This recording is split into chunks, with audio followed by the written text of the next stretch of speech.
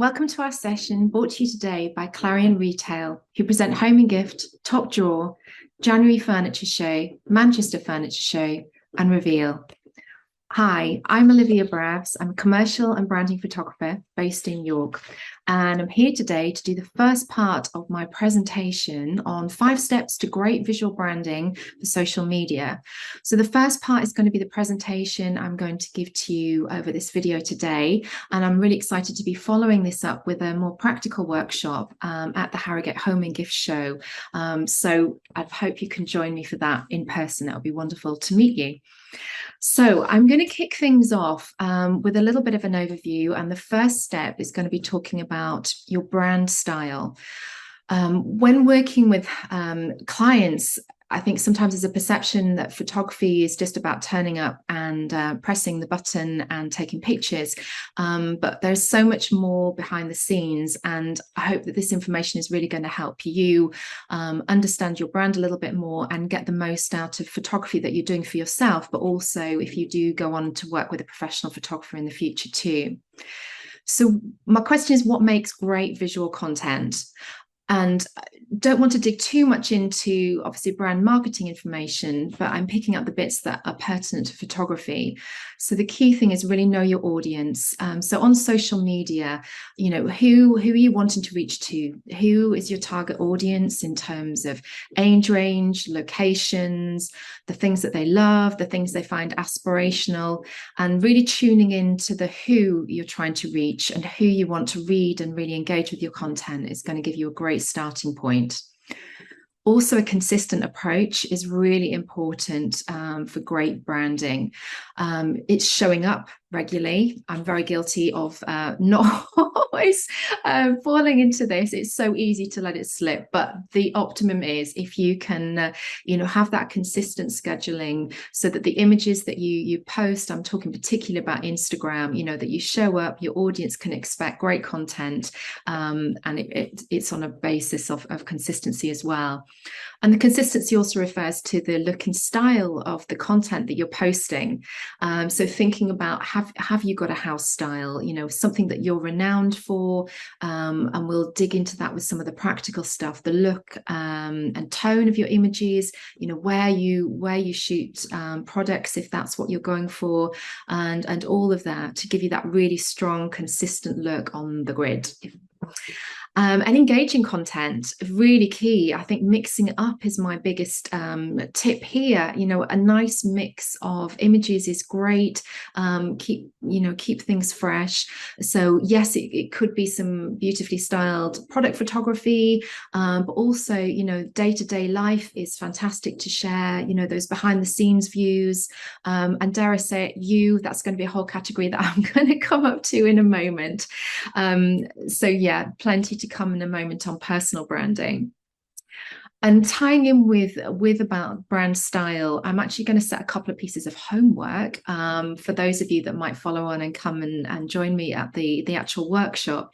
So there's going to be 2 pieces of homework I'm going to set you. And even if you can't make it to the workshop at the show, they're both exercises that I would really, really recommend you do. It's going to bring great value to your social media posting. So my next step is talking about visibility. This is a slightly scary one. There are very few of us that relish, including myself, being on the other side of the camera. But it's so important in these days.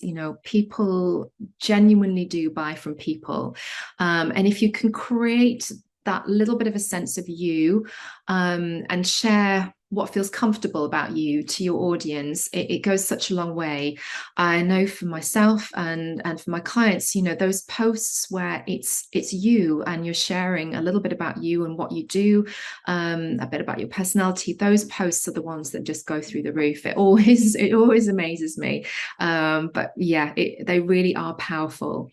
It's totally personal to you to choose how much of yourself you share. It could be just the odd, this is me doing my job behind the scenes, whatever it might be, not even looking at the camera, but sharing something, you know, to show your expertise, your passions. The other end of it, obviously, is bringing in, you know, a real sense of your family life, your home life, sharing your home environment, pets, whatever it may be. But everyone will have their own line with this, and that's fine. I personally don't share anything of my daughter, for example, or my home life necessarily. For me, my visual branding is all about what goes on shoots and behind the scenes there, and a little bit of what I get up to in terms of networking, meeting other and collaborations. So yeah, totally, you know, make your line and stick to it, and that's absolutely fine. But please do try and share a little bit of you. It really does go a long way. Okay, and step number 3, I want to talk about narrative. So when it comes to product and lifestyle photography, narrative is at the heart of what I do. So yeah, narrative is basically, in a nutshell, is storytelling. So with product photography, it's taking something that, you know, could be quite a functional, this is a vase, this is an artisan soap, whatever it may be, but trying to lift it a little bit and make it more engaging. So it's thinking about the environment that you're photographing in it. Can you actually capture a sense of it in use? All of those sorts of things, giving context and giving a little bit of an aspirational feel to the image so that your customer could actually envisage themselves using, they could envisage that product in their own home environment. So yeah, that sense of aspiration is really key.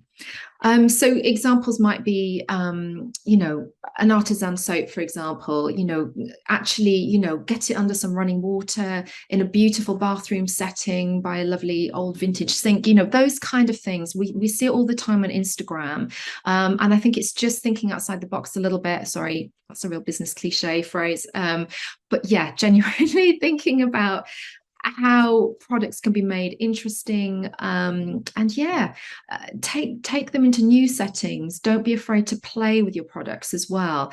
And this is something I'll go into more on the workshop, but also, you know, having some little basic styling tips. So, you know, flat lay images that you could set up quite easily yourself to bring in some seasonality, some foliage, some flowers, you know, things that connect with the product, that, you know, so children's type products, you know, bringing in some children's props, teddies, whatever it is, to just make things quite cute and engaging. So there's, you know, get quite playful with it. And at the end of the day, these are images, you don't have to share them. You can have some play and have some fun, and hopefully they would work out. But as I say, we will dig more into the styling side of things on the actual workshop. Flipping my page. So step number 4, and 5, really, these are the 2 steps that I want to dig into more, make more sense when we do the in-person workshop, because this is going to be more the practical side of things. So the first step, step 4, I want to talk about find the light. Light, at the end of the day, is what photography is all about. We're writing with light. So yeah, getting an eye for what makes good light and what light to avoid is really, really key. We will go through some examples of that on the workshop, and I want to give you some skills to learn how to look for light, and perhaps you can go away to your own premises, your own home environments, and start to evaluate light and think about, yeah, where you could shoot things to best intent, and where's going to give you the best results and why that is. I think with all of this, you know, photography is packed full of jargon. It can feel a very scary thing, but at the end of the day, there are just basic principles, and that if you can focus on those and take away some tips, it's really going to stand you in good stead when you come to take your own photographs. So yeah, we'll have a good play with light during the workshop. And moving on to step 5, basically this is all about sharing some pro tips. So tips that, you know, professional photographers would use, or I use as part of my work, to really make products shine. So we'll dig into composition. We're going to go into best angles for shooting, some techniques for setting up flat lays, for example. And very importantly, I want to reassure that it doesn't matter if you're just doing this, turning up with your iPhone, your smartphone. You can get great results using your phone, particularly for social media. These are not images that are going to be blown into, billboard advertising campaigns. They just need to sit beautifully on your Instagram grid or other social media platforms. So I just want to reassure, if you come into the workshop, please do just rock up with your phone. It's fine. We can have a play with that. The workshop is not going to be about, getting those end results. It's about the process and teaching you some great techniques to take away with you. So at the start of this introduction to the workshop, I'd mentioned a couple of pieces of homework. And as I mentioned, I would really recommend that you, even if you can't make it on the day, have a little play with these exercises. So the first exercise, I want to set you the challenge of reviewing your current approach to imagery. So I'm going to focus on Instagram, but obviously I know that some of you may use other platforms as well. That's absolutely great. All valid, and that's all about knowing your audience and knowing where you're going to be speaking to your people and the best place to do that. So review your current imagery. It's about just taking a bit of a stock take, looking through the grid and really digging into, is there any sense of consistency there already? Have you got a style, a location that you typically shoot in, a way that you typically shoot in, what's the mix of content like? And I'd also like you to dig into, on your Instagram, your insights tools. If you haven't already used that, if you dig into your settings and find insights, again, those who don't know how to do this, I can do this in person with you on the workshop, but there's some fantastic information in there. You can obviously look at it as an overview. You can also dig into insights on individual posts. So really focus in on the posts that have done really well for you. And by doing well, I mean plenty of likes, and the posts that are, driving those comments and shares, leading to some great story content as well. Great image, posts which lead to good collaborations. And just dig into those insight information. So there's things on gender, who you're reaching there, where people are, in the world or even in the UK. It'll dig into the specifics of cities if you need to get that close into things. Just get a real feel for what's working at the moment. And don't worry if you feel nothing's working, that's fine. We'll start somewhere. And hopefully from all of this in the workshop, you'll go away inspired to really drive some great Instagram photos in the future. And the second bit of homework is using good old Pinterest. I really recommend using Pinterest. Obviously we can all use it for research, for our, home refurbs, whatever it is. But from a work perspective, it's a tool that I use with my clients an awful lot. So before I work with someone, I would typically ask them to create a secret board, a secret pin board. So have a quick Google if you don't know how to do that. But basically this means it's a board that you can share anything onto, and it's totally private to you and to anyone you wish to share it to. So you can really dream big. And I want you to create a vision board on your Pinterest secret board. And this is about getting brave, getting dreamy, and looking at, images with connection to your brand that you find really aspirational. Yes, it could be looking at competitors, what they're doing, people in the same industry, but equally it can be brands that you really look up to and have always been your sort of source of inspiration from day one.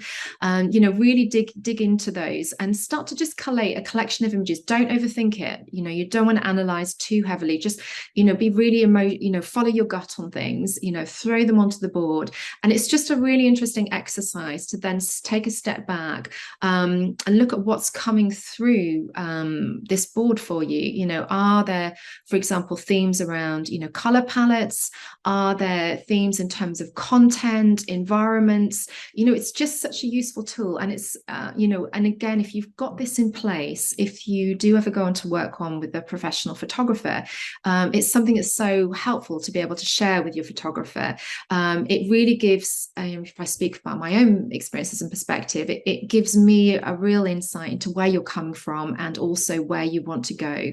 It means that we're coming from the same page. And, with these things, it's never about going forward and then copying work. It's just taking out common threads, getting a feel for those, and then using that as a tool for developing and producing a shoot that's unique to you.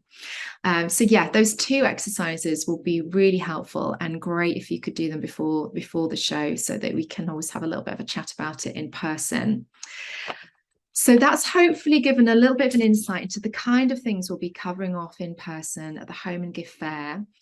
So I will be presenting the live workshop in the Indigo Lounge at 2 p.m. on the Sunday of Home and Gift. So do come and find me. We'll be setting up some, as I say, some lifestyle product photography. We'll be dipping into some pro tips in terms of, finding the light, how to work best with light, and also composition, and lots of things that are going to stand you in good stead to taking some great images going forward. But also we'll dig into some of those principles again to help you understand, the whys and the hows and the whos and all of that of when it comes to visual branding. So you can find me in the meantime on Instagram, of course. So my handle is at Olivia B Photo. And do give me a follow, give me a little wave, and it would be lovely to hear from you and hear if you're coming to join in with the presentation. And I'll look forward to seeing you in a few weeks in Harrogate. Thanks then. Bye.